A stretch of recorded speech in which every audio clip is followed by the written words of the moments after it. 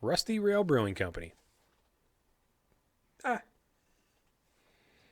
Light Brite is a brute IPA with coconut. 6% alcohol. Let's give it a shot. So first off, the can is awesome looking. I remember playing with Light Brites when I was a kid. Now to the beer. That was the positive. Let's get to the negative. It's a very strong IPA flavor, but it doesn't even blend well with the beer. The beer, it's almost watery, and you kind of taste the beer, and then it does this quick shift right into the IPA flavor, and then you get this kind of aftertaste of a very, very slight coconut.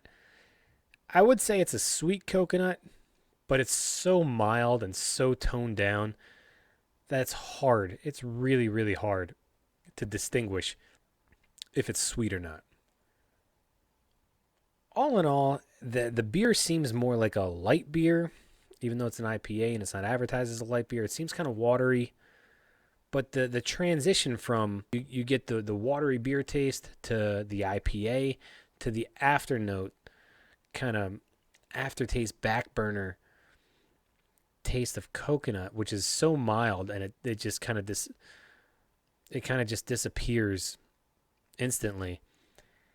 It's kind of, it's hard. It's a mixed bag. It's really hard to put your finger on.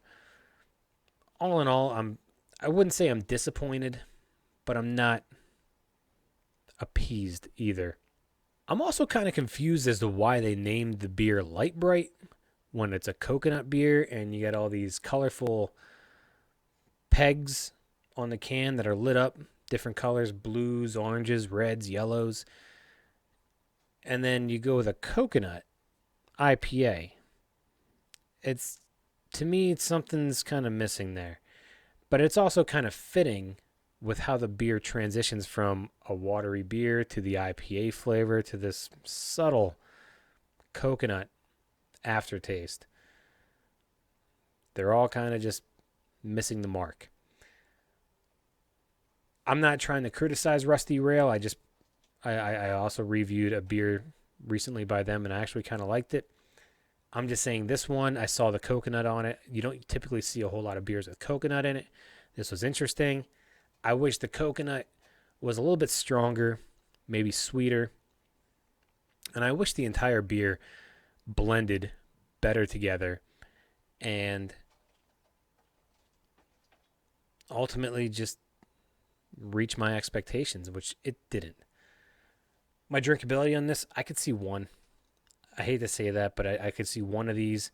Just it's so inconsistent that it's annoying, and it doesn't deliver on the coconut, and I wish it would, because I think a coconut beer would be actually really impressive. I'm seeing this more towards maybe like a summer month with the coconut that was supposed to be in it. Maybe it was supposed to be like a summer, something different than citrus fruits, and it was supposed to be like an IPA and try to get people like, hey, it's coconut, like outdoors kind of, hey, we got coconut in our beer. That's, something that you would find on the beach.